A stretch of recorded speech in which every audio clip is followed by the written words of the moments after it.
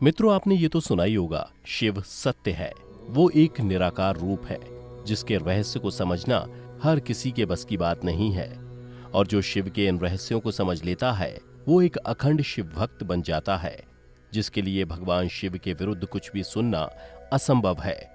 रामचरितमानस में भी श्री राम ने कहा है कि शिव का द्रोही मुझे स्वप्न में भी बर्दाश्त नहीं।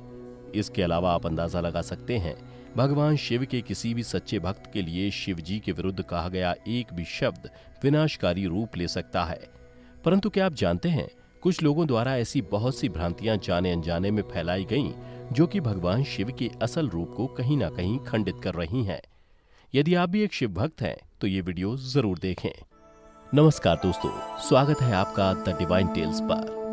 शिव कोई साधारण शब्द नहीं, बल्कि इस सृष्टि के निर्माता हैं, जिसने अपनी शक्ति से इस सृष्टि के संचारक, पालनकर्ता और संहारक ब्रह्मा, विष्णु और महेश की रचना की। शिव का ना तो कोई आरंभ है और ना ही कोई अंत। आज तक शिव के बारे में पूर्ण ज्ञान रखने वाला कोई भी नहीं हुआ जो शिव से जुड़े हर तथ्य की सत्यता को बता सके। ऐसी बहुत सी भ्रांतियां फैली हुई हैं जो कि सत्य नहीं है, परंतु लोगों द्वारा उसे सत्य मान लिया गया। यही नहीं, सत्य मानने के साथ साथ उसे भगवान शिव की पूजा अर्चना का हिस्सा भी बना लिया गया। माना कि शिव को भोलेनाथ भी कहा जाता है। वो अपने भक्तों की हर गलती को माफ कर देते हैं, परंतु उनके बारे में फैली इन भ्रांतियों से भैरव देव और शनिदेव जरूर नाराज होंगे। आइए अब बात करते हैं भगवान शिव के बारे में फैलाए पहले उस झूठ के बारे में जो वर्षों से चला आ रहा है। क्या शिवलिंग का अर्थ शिव का शिश्न है? भगवान शिव का प्रतीक माने जाने वाले शिवलिंग को बहुत से लोग आजकल योनि और शिश्न के रूप में बताते हैं और शिवलिंग के इस रूप को फेसबुक और व्हाट्सएप पर शेयर भी करते हैं, जिससे न सिर्फ शिवलिंग का गलत प्रतिरूप ही लोगों के बीच फैल रहा है, बल्कि बहुत लोगों के द्वारा उस पर ऐसे कमेंट किए जाते हैं जिसका भगवान शिव के प्रतीक को लेकर कहा जाना सीधा शिव के ऊपर प्रहार है, जो कि अत्यंत अपमानजनक है।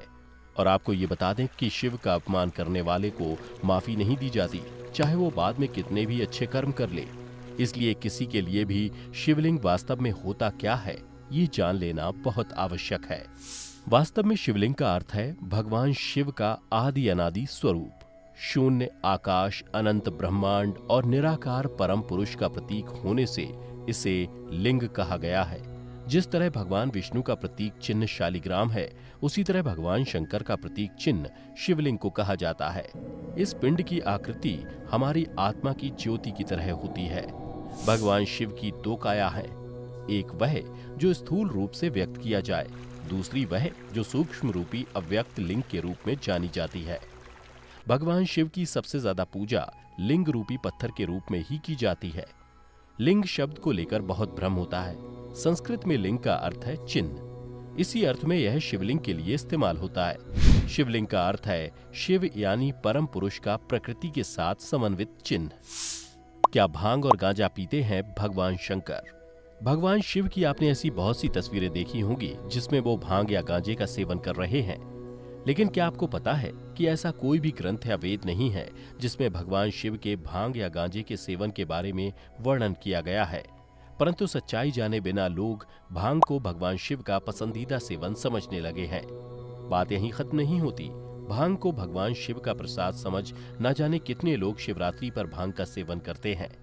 भांग पीना गलत नहीं है, परंतु उसे भगवान शिव से जोड़ना उनका घोर अपमान है। भगवान शिव की ऐसी छवि के लिए जिम्मेदार सभी लोग पाप के भागीदार बन रहे हैं, क्योंकि वो सभी भगवान शिव की छवि को क्षति पहुंचाने में जिम्मेदार हैं। शिव भक्तों द्वारा की गई ये गलती तब विशाल रूप ले लेती है जब साधारण भक्तों के अलावा पंडितों द्वारा भी यही गलती की जाती है। शिवरात्रि पर शिवलिंग पर चढ़ाए जाने वाले भोग में से सबसे ज्यादा चढ़ाया जाने वाला भोग भांग ही है। भगवान शिव के लिंग पर भांग चढ़ाना शिव के लिए अपमानजनक है। भगवान शिव द्वारा भांग का सेवन किए जाने वाले इस मिथ्य ने आज सत्य रूप ले लिया है। यदि आपने कभी ध्यान दिया हो तो ऐसी बहुत सी तस्वीरें आपने भी सोशल मीडिया पर वायरल होते हुए देखी होंगी, जिसमें भगवान शिव को चिलम पीते हुए दिखाया गया है, जिसका ना तो कोई आधार है ना कोई आश्रय, परंतु फिर भी सबसे ज्यादा उपयोग ऐसी ही तस्वीरों का किया जाता है। इसलिए आपके लिए ये समझना बहुत आवश्यक है कि भांग और गांजे जैसी किसी भी चीज का सेवन भगवान शिव द्वारा नहीं किया जाता और इसका उनसे कोई संबंध नहीं है। क्या भगवान शिव को वास्तव में नहीं मालूम था कि गणेश देवी पार्वती के पुत्र थे? भगवान शिव के ऊपर उठा ये प्रश्न उनकी दैवी शक्तियों पर एक सवाल है, परंतु ऐसे कोई भी प्रश्न उठाने से पूर्व सर्वप्रथम हमें भगवान शिव के चरित्र को समझने की आवश्यकता है। भगवान शिव का जीवन एक लीला है, जिसमें होने वाले हर कृत्य का ज्ञान पहले से ही होता है, परंतु सब कुछ जानते बूझते हुए भी वो अनजान बनकर उसमें भाग लेते हैं। जब जब धरती पर अधर्म बढ़ा है, तब धर्म की स्थापना के उद्देश्य से त्रिदेवों ने अवतार ले इस धरती पर जन्म लिया है। भविष्य के बारे में सब कुछ ज्ञात होते हुए भी वो अपना जीवन साधारण मनुष्य की तरह ही जीते हैं। इसे ही लीला कहा जाता है। लीला का अर्थ किसी प्रकार के नाटक या ढोंग से नहीं है, बल्कि ये एक ऐसा घटनाक्रम है जिसे स्वयं प्रभु द्वारा रचा जाता है और उसके बाद प्रभु इसका हिस्सा भी बनते हैं। भगवान शिव क्या ये नहीं जानते थे कि गणेश पार्वती के पुत्र थे, और फिर उन्होंने अनजाने में उनकी गर्दन काट दी, और फिर जब उन्हें मालूम पड़ा तो उन्होंने उस पर हाथी की गर्दन जोड़ दी। जब शिव ये नहीं जान सके कि ये मेरा पुत्र है, तो फिर वो कैसे भगवान? ये शिव के देव होने पर उठा ऐसा प्रश्न है जिसके बारे में आप सभी जानना चाहते होंगे। जैसा कि हमने ऊपर बताया कि शंकर का जीवन एक लीला है। सब कुछ जानते हुए भी उन्होंने ये कदम इसलिए उठाया क्योंकि ऐसा होना निश्चित था। यदि ये घटना घटित नहीं होती तो संभवतः गणेश को आज भगवान स्वरूप नहीं पूजा जाता। प्रकृति में घटित हो रही प्रत्येक घटना के पीछे का एक कारण है। इस सृष्टि के संचार से लेकर संहार तक एक लीला ही है। इसलिए प्रकृति के नियम जाने बिना भगवान शिव के कृत्य पर सवाल उठाने का अधिकार किसी भी साधारण मनुष्य के पास नहीं है।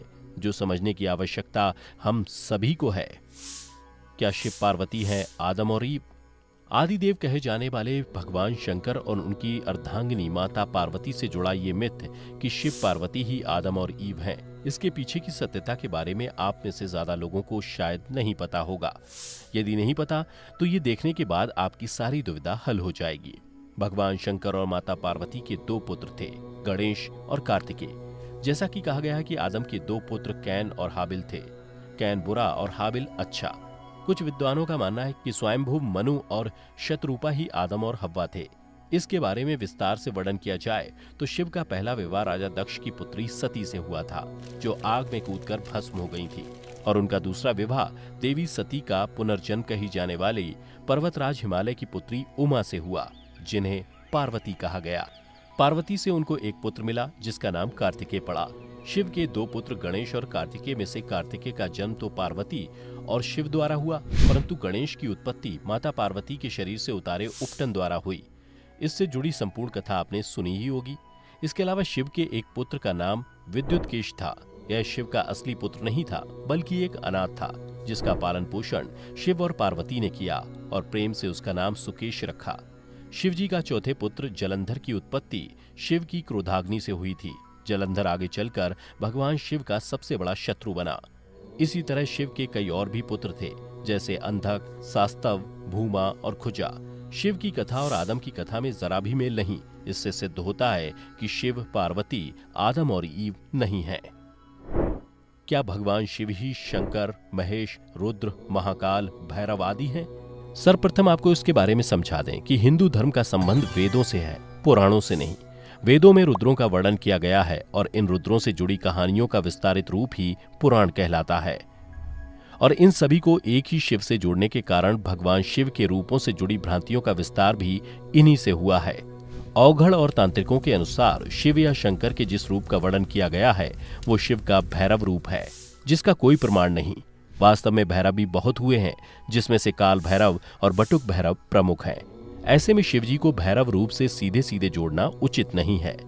ऐसा भी हो सकता है तंत्र को सही सिद्ध करने या उसके घोर रूप को अपनाने के लिए ये उनके द्वारा फैलाई गई कोई मन की व्याख्या हो। इस मत को रामचरितमानस में कोल मत का नाम दिया गया है, जो कि वेदों के विरुद्ध है। शिव के रूप से जुड़ी ऐसे बहुत से मिथ्य हैं जिनका कोई भी तुक नहीं बैठता। कालांतर में ऐसा भी हुआ कि कई संत और ऋषियों को भगवान शिव का रूप मानकर उनकी पूजा की गई, और हैरानी की बात तो यह है कि आजकल के पढ़े लिखे लोगों ने ऐसे मिथ्य पर विश्वास भी किया। इसी प्रकार वर्तमान में साईं बाबा को भगवान शिव का ही एक रूप कहा जाना एक और ऐसा मिथ्य है जिसे लगभग सत्य ही समझा जा चुका है। और यदि बात करें शिव के शंकर कहे जाने पर, तो शिव एक निराकार सत्य है और शंकर एक साकार। जैसे कि हम पहले भी बता चुके हैं कि शिव एक शक्ति है जिसने सृष्टि के निर्माता, पालनकर्ता और संहारक की उत्पत्ति की है। इस प्रकार शंकर शिव की एक रचना हुए और शिव एक रचनाकार, जिन्हें एक ही सत्ता में रखना कहीं से भी उचित नहीं है। इससे आपको भी ज्ञात हो रहा होगा कि शिव को शंकर, भोलेनाथ, भैरव इत्यादि नामों से बुलाया जाना पूर्ण रूप से गलत नहीं है, परंतु शिव के समान उपाधि देना सही नहीं है। ये तो आपने सुना ही होगा कि अधजल गगरी छलकत जाए, अर्थात आधा ज्ञान खतरनाक होता है। इसलिए जब तक आपको किसी के बारे में पूर्ण जानकारी ना हो, तब तक ना तो उस पर विश्वास करें और ना ही उसे फैलाएं। और ये जरूर सोचें, भगवान शिव के बारे में फैले इन झूठों में से कितने झूठों के भागीदार आप भी रह चुके हैं। और हमारी ये आज की वीडियो आपको कैसी लगी, नीचे कमेंट करके जरूर बताएं। और अगर आप भी एक सच्चे शिव भक्त हैं तो इस वीडियो को लाइक करें और हमारे चैनल द डिवाइन टेल्स को जरूर सब्सक्राइब करें।